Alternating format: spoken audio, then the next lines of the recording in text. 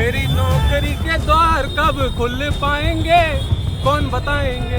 आज भ्रष्टाचार की जो स्थिति हो रही है ना, आप जाकर के नौकरी में देख लीजिए, धांधलेबाजी हो रही है। जिस लड़की को इंटरव्यू में आया था, जिस लड़की को मध्य प्रदेश की राजधानी नहीं पता था, वो लड़की अब पटवारी बन चुकी है, क्लीन चिट दे दी है।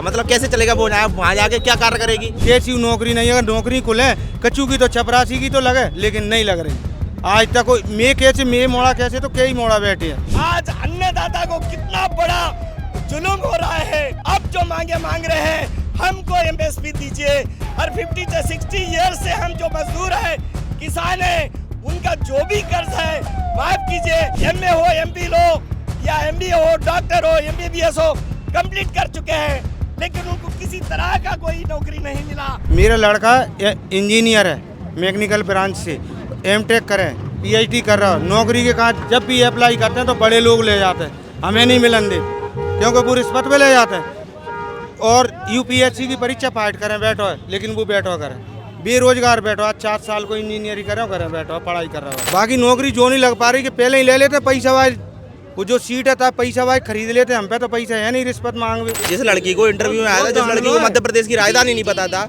वो लड़की अब पटवारी बन चुकी है, क्लीन चिट दे दी है। मतलब कैसे चलेगा वो, वहाँ जाके क्या कार्य करेगी। जिसको अपने मध्य प्रदेश की राजधानी नहीं पता, वो क्या बताएगी आगे। पैसा लगा के बर्बाद हो गए वही नौकरी के चक्कर में ही भाई, लेकिन नौकरी नहीं है, ढूंढे हूँ कैसी नौकरी नहीं है। अगर नौकरी खुले कच्चू की तो चपरासी की तो लगे, लेकिन नहीं लग रही आज तक। मैं कैसे मैं मोड़ा कैसे, तो कई मोड़ा बैठे हैं। तो आज और पिछले 8 साल से मध्य प्रदेश के अंदर सब इंस्पेक्टर की भर्ती नहीं आई है। लड़के तैयारी करने के बाद बंद हो गए हैं, प्राइवेट काम धंधे देख रहे हैं। अब कैसे 8 साल से मध्य प्रदेश के अंदर सब इंस्पेक्टर पद खाली नहीं हुआ होगा मैडम।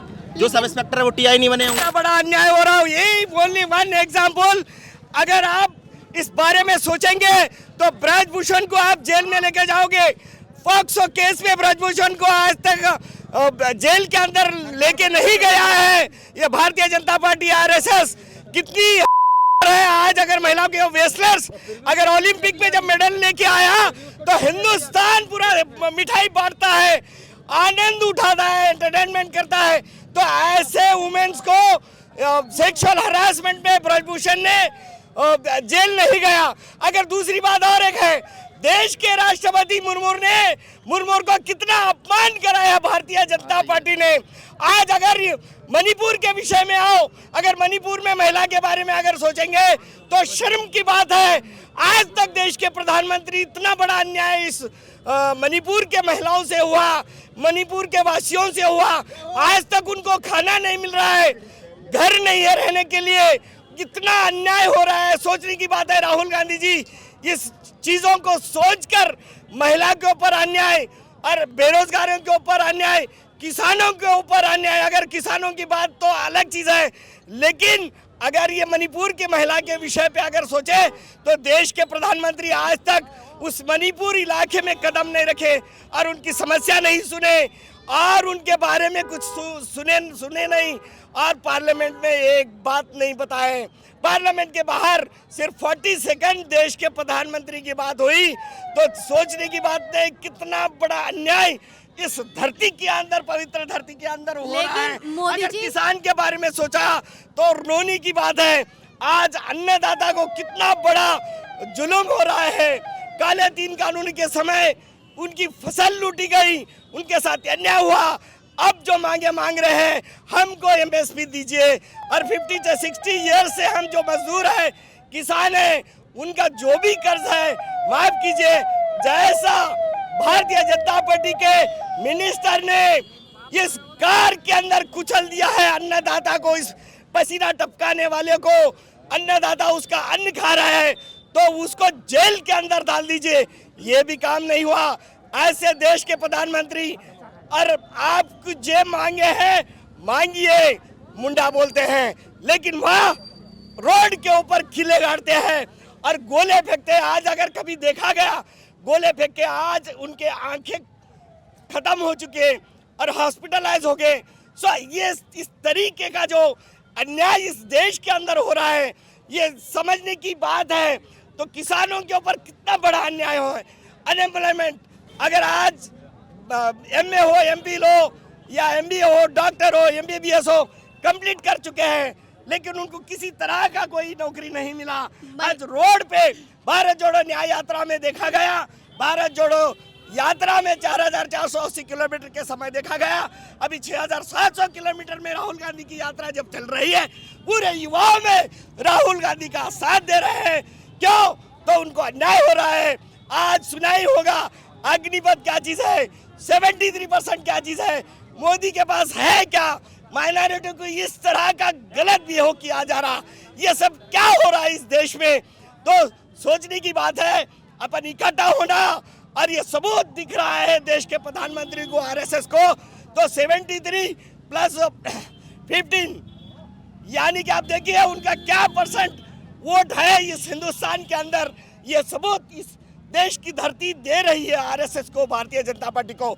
इस मध्य प्रदेश के अंदर राज कर रही है भारतीय जनता पार्टी ईवीएम का फ्रॉड कर। ये भी हम चैलेंज से कहते हैं, राजस्थान में फ्रॉड हुआ है, छत्तीसगढ़ में फ्रॉड हुआ है और मध्य प्रदेश में भी फ्रॉड हुआ है। मेरी नौकरी के द्वार कब खुल पाएंगे, कौन बताएंगे। मेरी नौकरी के द्वार कब खुल पाएंगे, कौन बताएंगे। अभी सब लोग बोल रहे थे कि राम राज जाके राम राज जाके, मैं राम जी से बोल देता हूँ, राम जी से कह दो, राम जी से कह दो नहीं तबीयत ठीक है, राम जी से कह दो नहीं तबीयत ठीक है। मेरी नौकरी के द्वार कब खुल पाएंगे, कौन बताएंगे। यहाँ तक कि मैं आपको बता देता हूँ, आज भ्रष्टाचार की जो स्थिति हो रही है ना, आप जाकर के नौकरी में देख लीजिए, धांधलेबाजी हो रही है। मैडम हर पंचायत में सेक्रेटरी से आप कुछ भी किसी को भी कोई भी सिंगल बंदे बता दो, बिना रिश्वत के कोई काम होता है? नहीं होता, कोई भी बता दो सिंगल नहीं होता। अग्निपथ योजना कैसी लगती है आपको, कैसी लगी? कोई योजना ही नहीं है, सब फ्रॉड ही। ये आदमी फ्रॉड है। ये राम राज्य करके राम के नाम पे वोट मांगने वाला व्यक्ति, ये कोई वोट मांगने वाला व्यक्ति नहीं है, ये भ्रष्टाचारी व्यक्ति है। मैं तो ये मानता हूँ। बाकी आप देख लीजिए, ग्वालियर शहर में आइए या देश में मध्य प्रदेश में घूमिए, आपको पता चलेगा बेरोजगारी की हालत है। वो तो हम भाग्यशाली है कि राहुल जी हमारे नेता हैं और हमारी आवाज़ उठा रहे हैं बेरोजगार की, युवाओं की। पिछले 70 साल में जो गवर्नमेंट रही थी, 14-15 गवर्नमेंट रही थी, उन्होंने टोटल मिला के 55 लाख करोड़ रुपए का कर्ज लिया। ये मोदी गवर्नमेंट ने अकेले ने 1.25 लाख करोड़ का कर्जा ले लिया। तो जैसा कि आपने देखा कि लोग कितने सारे मुद्दों पर यहाँ पर बात कर रहे हैं। यहाँ पर भाजपा सरकार ने लोगों पर किस तरीके से अत्याचार किया हुआ है, किस तरीके से लोगों के साथ अन्याय हो रहा है। भागीदारी न्याय की बात जो है राहुल गांधी अब यहाँ पर करके गए हैं, वो भी लोगों को अब समझ आ गया है। और किस तरीके से जो है लोग यहाँ पर अब समझ पा रहे हैं कि किस तरीके से मोदी सरकार ने यहाँ पर अत्याचार किया हुआ है। और राहुल गांधी लगातार जो है न्याय की बात कर रहे हैं और ये न्याय की लड़ाई जारी रहेगी, न्याय का हक मिलने तक। न्याय का हक मिलने तक।